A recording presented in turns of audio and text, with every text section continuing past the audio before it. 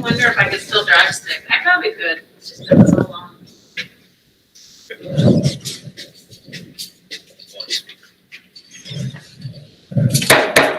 Call the meeting to order. Please stand for the Pledge of Allegiance.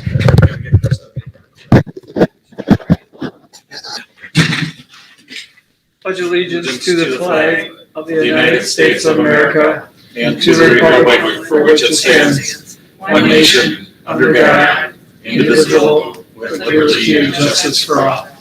Roll call, Jill. Mike Carini. Here. Jill Canavia. Here. Leah Schreiber Johnson. Here. Amy Malat. Here.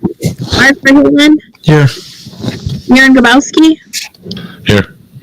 Jane Eichhoff. Here. Sophia Azim. Here. Francine Annabon. Here.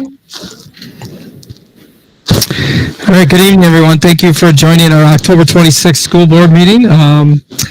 Number 4 on the agenda, we have public input. So if there's anybody in the room, the computer room, you, please address the board. Thank you. We have one speaker this evening.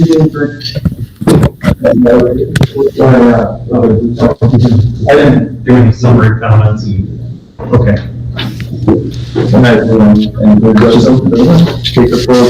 Okay, you'll see that I submitted an online form earlier today, which summarizes my input here. Yeah, and I don't have it in front of me. So anyway, I just wanted to speak regarding as a parent, as a dad, as a community member, I appreciate all of your work in keeping our kids safe. You know, everybody's doing the best they can with the conditions. I am a little concerned about the data we use to decide whether we're going to be in person or not. I think that it is one good set of data that we need to for sure keep in mind. But I also want to just, I guess, think more than that. I think we need data input from whether that's school counselors, parents. I know that we went through a democratic process over the summer where parents overwhelmingly and teachers got to vote too, to be in person in spite of the conditions. And, you know, I think just as important is the social and emotional well-being of our kids and how essential that is to seeing their friends, being able to learn together, being able to get in live feedback from their teachers in a classroom setting where they can be much more interactive and give input to one another and help each other along. I appreciate all of your work, and I know that we went through a big process of making sure that everybody's safe and looking at metrics. I also know that a lot of surrounding communities are doing this successfully in person. So I just want to reiterate my concern, and I'm thankful for everybody's work that you've done, and would like you guys to reconsider the metrics we use and move additional input data rather than just positive test rate that decides whether we are in person or not. I think that's it. Thank you. Thank you very much. Thank you. Anybody else? Okay. Left to speak here this evening. Okay, thank you. So reconform public input, right to action items, adopt the 2020-21 fiscal year budget and combined levy of $39,015,130. So we're going to take a look at items 5, 6, and 7 as a group of items. They're all related, although we will have to have a motion and a second to adopt and a vote on all 3 of them individually. So the 2020-21 levy was set following DPI releasing their state aid allotments on October 15th. In the middle of the budget levy situation report, we can see our general fund of $27,544,585. for property tax purposes. Our state voucher program, $494,591. Those are aids provided from the state to families choosing an avenue other than public education, but reside in Oak Creek. Our referendum debt service of $9,579,529. Those are payments relating to the 9th grade center in Forest Ridge, and then our current referendum work that's being done at this moment. Non-referendum debt service of $1,179,950. We have two items of non-referendum debt service. One dates back to 2010. It was some work that was done on site. We have prepaid that ahead of time. So that is covered. This $1,179,950 represents a revenue limit exemption that was passed in December of 2017. So that's the payment for that work. And then our Fund 80 levy of $216,475 wraps up the final amount. So that makes up two items. One is our school resource officers, which is the vast majority, approximately 212,000 of that. And then roughly 4,500 is to help make up the deficit that Fund 80 saw in the 2019-2020 year. It's important to note again that when Fund 80 runs in the red, the only allowable way to recoup revenue or to recoup that balance from DPI is through a tax levy or in addition to our tax levy. So all in all, a total school tax levy of $39,015,130. And you can see the breakdown between the city of Oak Creek and the city of Franklin. That is simply split based on property value within our district. So they take the amount of property value from Franklin, they determine what percent that is of our total district, the property value of the Oak Creek residents, or Oak Creek in general, what percent that is of our total boundary, and then you divide out the $39,015,130 based on that percentage. So it's a complete breakdown based on that. A couple of important notes. Our property value within the school district increased 4.67%. So we had anticipated about 2.5 when we did our annual meeting, and that went up to approximately 5 when we talked 2 weeks ago. Ended up at 4.67. Our third Friday student count has also risen since the last time we talked by several FTEs. Again, so we continue to monitor students who were not present on the third Friday count, but have returned since then, and we continually update that. And we do that as well for open enrollment in, open enrollment out.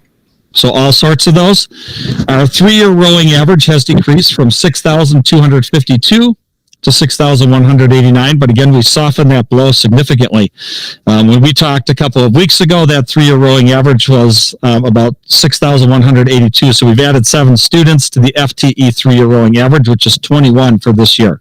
So that's a pretty good number. But anytime we can continue to increase that, that's a good thing for us long term.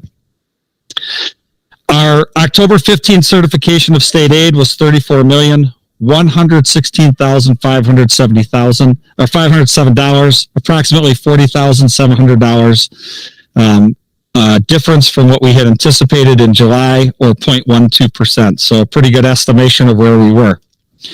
A couple of pieces break up our budget, or break apart our budget. So I just want to make sure we're aware of those. For each of our funds, our general fund, Fund 10, Special Projects Fund is Fund 27 for our purposes tonight. Our debt services funds, that's non-referendum and referendum debt. Capital projects is our Fund 49, so that's essentially all of the referendum work we're doing and expending on our gyms and our PAEC and things like that. Our food service fund is Fund 50, and our community services fund is Fund 80. So our general fund, we can see our expenditures of $76,985,338. I'm sorry, revenues. Expenditures of $76,931,723. So after all is said and done, our virtual students, our virtual teachers to help our face-to-face learners who happen to be remote learning, all of those additional costs, we're looking at a plus $53,615. So that's a really good effort on our part. The unfortunate part about that, though, is what is not included in there is a raise for our vast majority of employees. And so we have some teachers who've received raises for our compensation plan of moving our teachers $2,000 in their first couple of years. We're moving them in that third year to that other tier. The rest of our staff has not seen a raise. But all in all, in order to pay for $1.25 million of Admentum, to pay $500,000 plus for some additional virtual teachers, I feel really happy that we're at $53,000 to the good. While that doesn't give us a lot of wiggle room, it is a lot better than most districts are looking at this point in time. So we'll call that a win for us. Fund 27 is designed to break even. So you saw $9,487,261 in both of those columns, or both of those rows, for revenues and expenses. We're down a little bit from spending last year. But if you take a look at special projects, when we talk about the 2019-20 unaudited numbers, we also have to include Fund 21. So you've probably heard of activity accounts in the past. That's out of Fund 60. Most of those have been moved to Fund 21 based on DPI rules and how those work. We do not budget anything in Fund 21 because those are all programs that generate their funds through fundraising and then expend those particular funds. And so they're dollar in, dollar out. So those are operated, meant to stand alone, a bunch of individual accounts that get rolled up. So we don't budget for that. So that's where you'll see a discrepancy between last year's unaudited numbers and what we budget. We budget for Fund 27 because that's operational funds for special education. Debt service funds, that's simply the amount we are required to pay per our loans for the calendar year 2021. So we always levy the upcoming calendar year, January through December. So just like you would do your mortgage, that's all rolled up. So if I were to take all 12 months of my mortgage, that's what it would look like, all bundled up into one number. That's how we levy for our debt. It's just one number. We pay it in April and we pay it in October. Capital projects funds. You see we have very little revenue, $415,000. We've done our borrowing for those projects in total. So our $415,000 is what we estimate to generate in interest. That seems pretty high, but we were lucky enough to lock in still at about 2% about 16 months ago for an extended period of time. And so we're recouping that now, and the people we locked in with are probably not very happy because if you've seen interest rates, they're at like 0.1%. And so we hedged our bets a while back and we made out on this particular one. Down below in capital projects, though, you'll see we'll expend about $30,450,000. We still have a good amount to be spent in this particular fiscal year. The PAC, we have still the work at Carrollton that's being finished. Cedar Hills in its entirety is being done in this particular fiscal year. So that's where the majority of those dollars will go. Food service has about $2.6 million in revenue, $2.57 million in expenses, so about 20,000 or so to the good. Food service is going to be one of those numbers we're going to really have to watch with the pandemic. And so one of the really good things for us in the pandemic is the USDA has decided to allow all students to eat for free, both breakfast and lunch. So from our standpoint, that's a great revenue generator because they reimburse the free and reduced rate exceptionally high. So that's really good because right now, while we have school closed as far as face-to-face learning, we don't have a ton of people eating. We serve about 700 meals or so a day, breakfast, and then 700 or so lunch. And so we don't have a ton, so we have to recoup a lot of that through higher priced meals. When we were in school and having face-to-face learners, we were probably even in the hybrid model with middle and high school and hybrid about where we were last year on a day-to-day meals basis. So again, we're getting reimbursed at a higher rate for both breakfast and lunch. So all in all, food service I think will be fine. We just have to make sure that we watch it a little closer than we would in any particular year other than this year. The one area of concern I have and I want to bring to your attention is community service. You'll see in community service, our revenue is about $605,650. But if we go to expenses, we're looking at about $1,037,000. It's roughly $432,000 to the red. So I, along with Heather and Bridget, have parsed that budget apart several times. and we aren't down to finding any dollars. And so I have a couple of things I'd like to say before we even talk about things that we possibly will look at during the year. But one, even in a non-pandemic year, our youth programs runs extremely tight. So in the 3 fiscal years that I've been here to close, 2017, 18, 18, 19, and 19, 20, we've ended up with only $30,000 in the black over 3 years. So it is designed to run incredibly tight in a non-pandemic year. Second, Fund 80 is social extension of a regular education school. It's designed to get people together, to do events, practices, to meet, and do all of those things. We're in a time period where we're trying to tell people that social distancing is a must, and we're going to limit the amount of people that are in this room, and we're going to limit the amount of people that are in this room, and we're even going to limit the amount of spaces that we rent or which spaces we rent for. So we have those two big things really fighting against our youth programs. So one of the areas that we've already taken a look at is our mixed program, which was the middle school Aspire, before and after school care. We have barely anybody participating in that. Now that's not school days out. So I don't want to confuse the two. This is the before and then the after school care. We have barely anybody participating at the middle school. So we're going to eliminate that when we can return face-to-face learning, because that really is running a lot in the red. Aspire, though, is something that we can't at the elementary school because that's still used to a pretty good degree.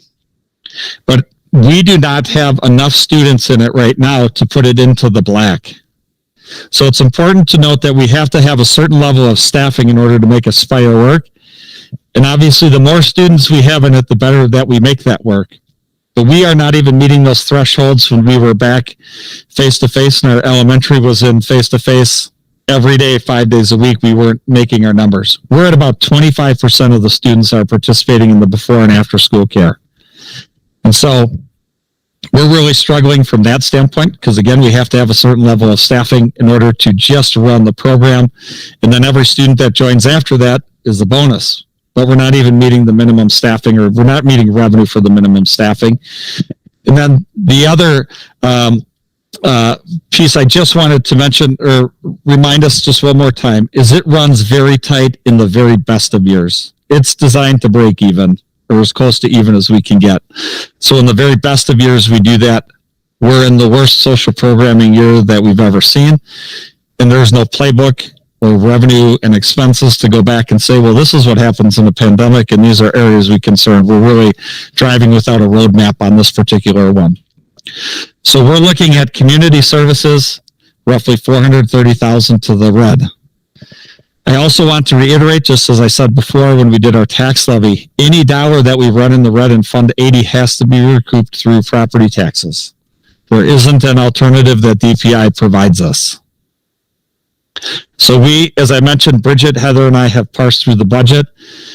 Given that we're designed to run break even, we're incredibly close, there isn't a lot of low-hanging fruit. That's all been already taken away in order to get it to where it is.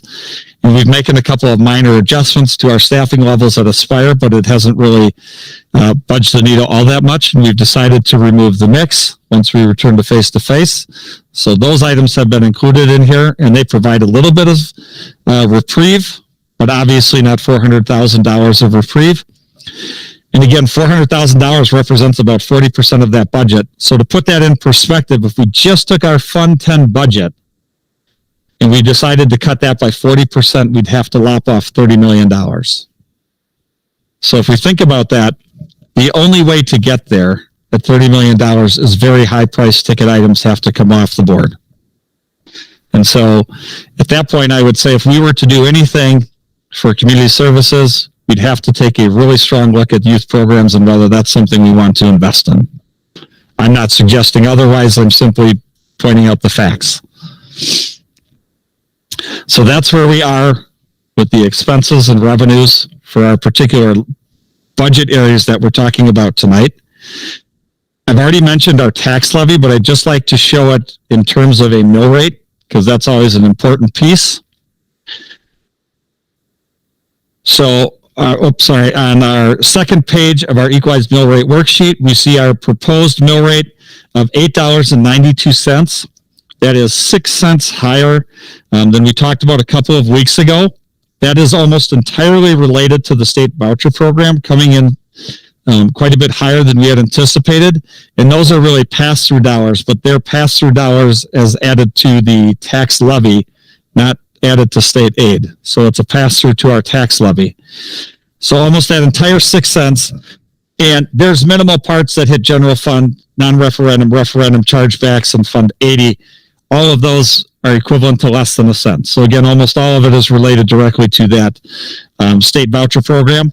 But if we take a look on what does that $8.92 do to the estimated taxes on a $266,425 home? It increases them $15.98 over last year. So a minimal increase. Again, it's an increase, but it's very low in comparison to the $2,300 that's already on there. And again, that home price of $266,425. I used Zillow when I presented at the annual meeting to find a median home price in Oak Creek, and we'll try to just keep working that median home price as we venture down into further years to try to keep up with inflation rather than pick an arbitrary $200,000 or $250,000 that may or may not have any semblance to what's actually happening in our community. But again, we're very close to where we predicted to be. $15.98 off of the median home price in Oak Creek in the entire year, given that, and most of it again relates back to our state voucher program. So again, I know that we are talking about motion one, or the first piece of this, adopting the fiscal year budget and combined tax levy, but I put all three together because they're all like intertwined and relate together. But again, we have to motion each one, second each one, and then take a vote individually for items 5, 6, and 7. Siniglia moves to approve to adopt the 2021 fiscal year budget as presented. And we have to mention the tax levy amount on that, Cheryl. Okay, sure. $39,015,130 for the 2021 budget. Malat, second.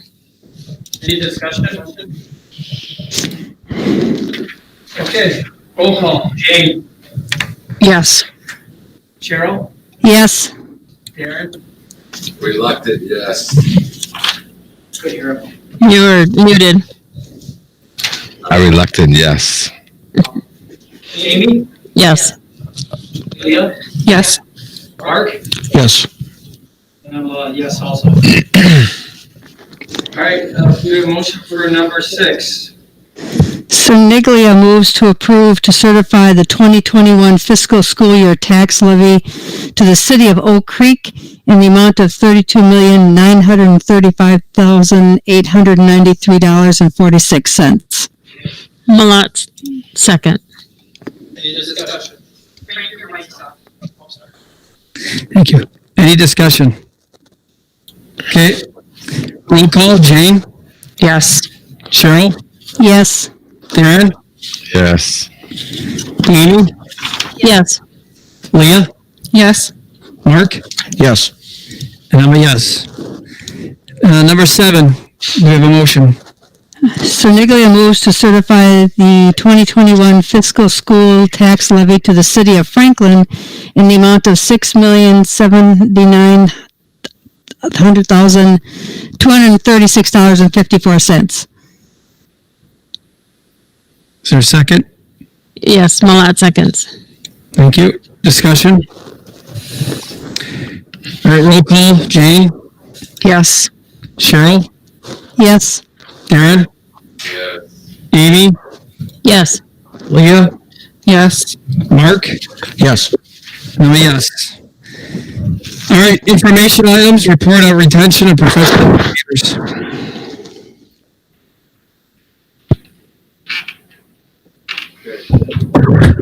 All right, Andy's going to get the report going, and Troy's going to join us in just a moment. Welcome, Troy. Good evening. As you know, we've been providing a turnover report for the last number of years, and it's been covering the years 2012-13 through present. In the situation report, you'll see I gave you the highlights. I also included an attachment that goes into greater detail about turnover and the types of turnover that exist.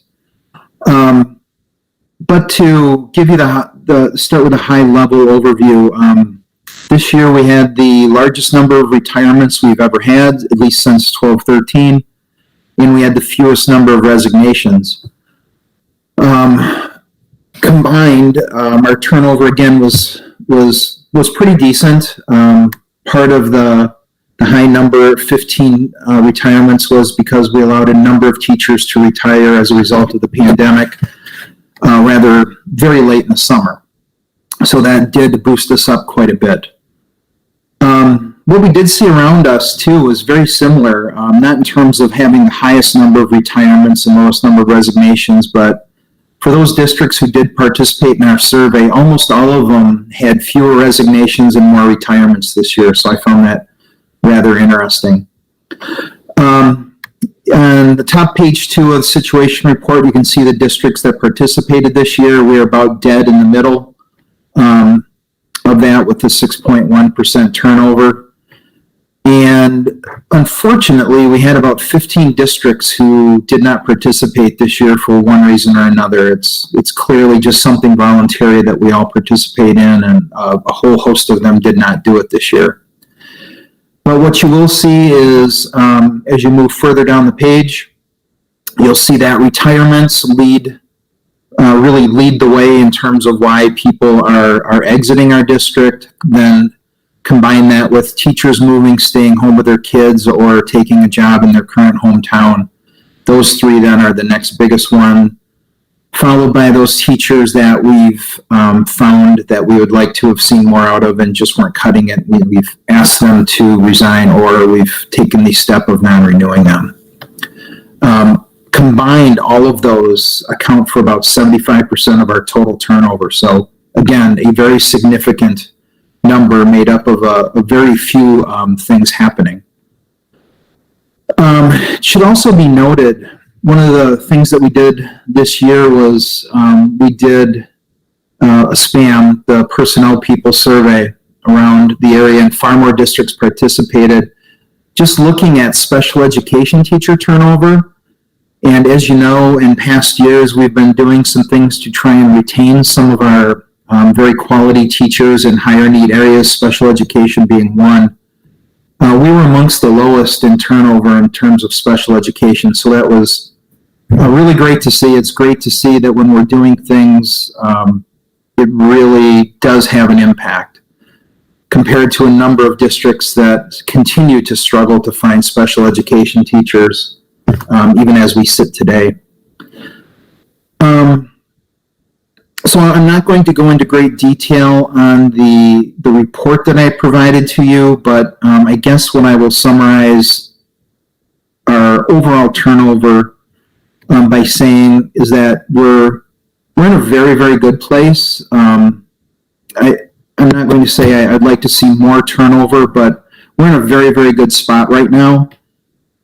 People are really sticking around because they like working with our kids. They like working in our district. They like working with our parents and administrators. So I'm not seeing issues, and I'm very, very happy with our staff as a whole, and very happy with where we sit as a district.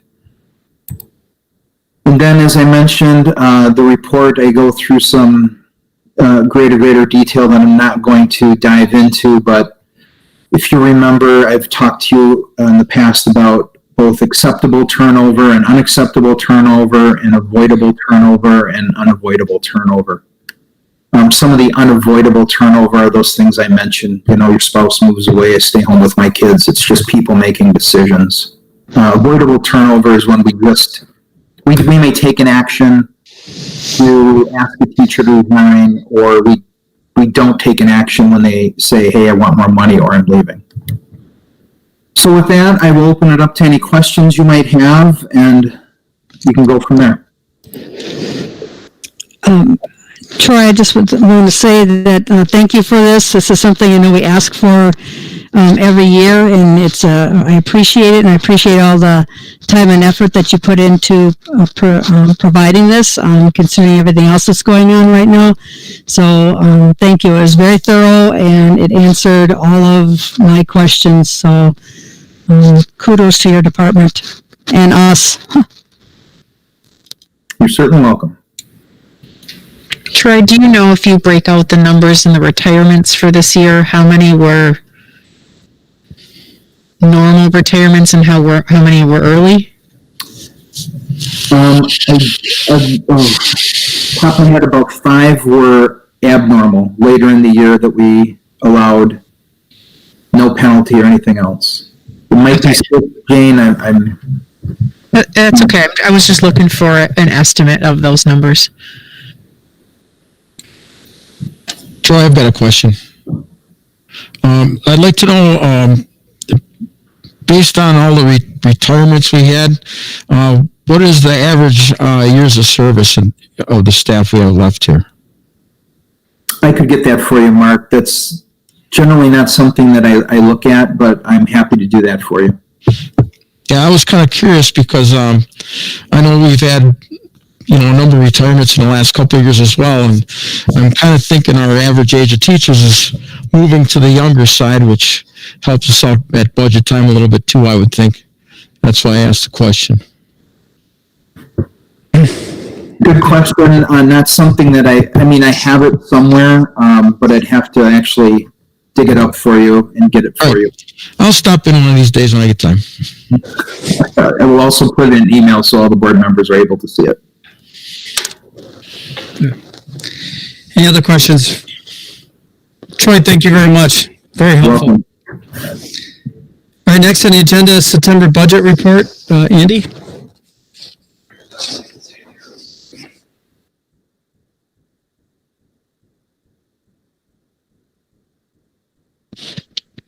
So I was using my football voice. It's just carrying. Our revenues are approximately on pace with where we've been in the previous years, about 7%. We're a little bit slower simply on interest being one of the great gainers that we get, and interest rates are being down. All of our other revenues are right in par with where we were. Notice that we do not receive Fund 27 funding until our next report. We'll see that. We get our first one in October, so that always comes in arrears after some expenses have been generated at the beginning of the year.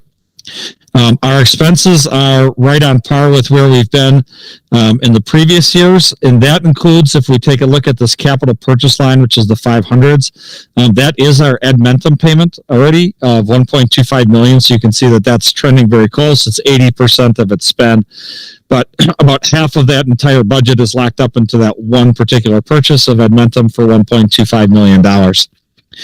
So the rest of it is right in line with where we are. I do want to also point out one other area, and that'll be utilities. If we take a look at utilities, which is the 330s to 339, we're down $49,000 over where we were even 2 years ago. And so while the price of natural gas has dipped, we don't use a ton of natural gas up until heating season. And so the energy projects that we've put in, which include boilers and new HVAC units and certainly LED lights, are having some savings on us and are pushing things back into our budget rather than just expending them consistently. And so last year, I do want to make a note, was down in aggregate, and part of that is our schools going down where we could kind of back the buildings off a little bit on a much more consistent basis, and so we didn't have to run with them fully open.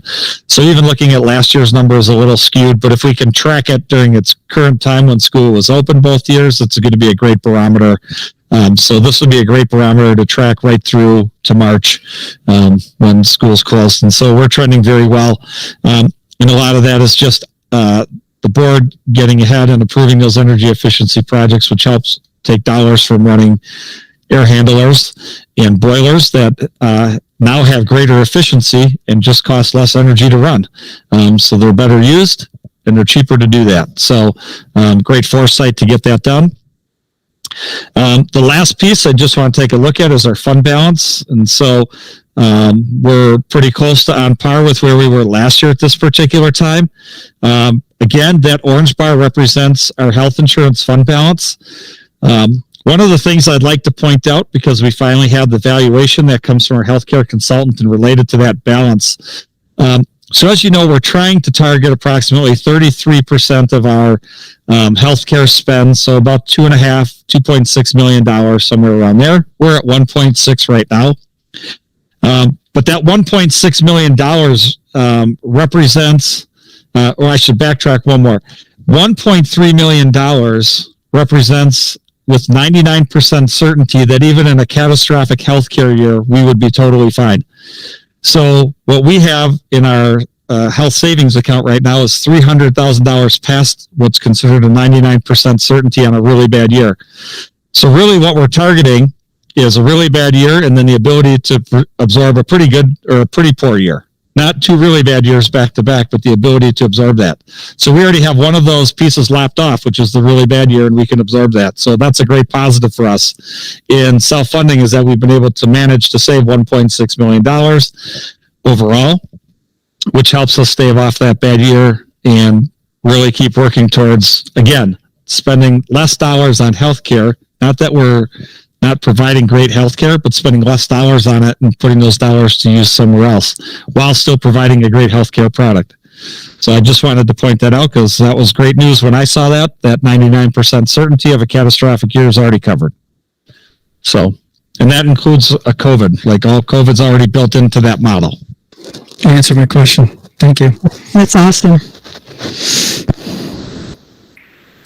Well, congrats to you and Troy for obviously the health savings account, because Troy came up with all the different plans and working with you on the budget. So great job. It was very good work from the business office and human resources. Thank you both. Yep, absolutely.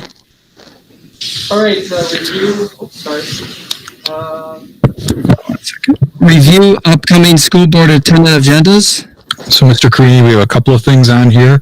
The upcoming November 9th meeting, we have the much-awaited construction update.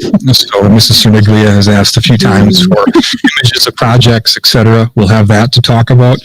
Also, there's been a great deal of desire from the board to closely examine like our phases and our dashboards together.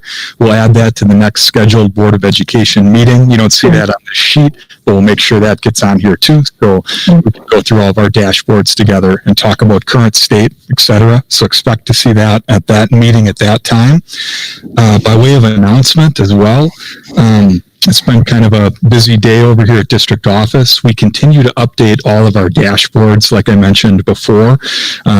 We'll have those linked at the end of the week. You'll see West in particular has had a pretty challenging week, but we continue to update those even though we're not in session. So if people are interested in seeing the current state of affairs, they'll be live on the website for people to see at that time. Like I said, it's been kind of a tough day for a couple of our sites, but people will see where we're at that time. And Mr. Bennon, who helps us with all things technology, is beta testing a couple of different models for live streaming, so we can release these meetings immediately as opposed to the following morning. So we're getting much closer on that too, and we'd hope to be able to have November meetings live streamed. And finally, late in November, we'll see Mr. Krennick again for state accountability measures, ACT, AP, and Andy will be back with the October budget report. So a bunch of stuff happening in the coming days. Any questions? Okay. Do we have a motion to adjourn? So legally motions to adjourn. Malat second. Any discussion? All in favor, say aye. Aye. All say nay. All right, thanks everyone. Have a great night. Thank you. Bye.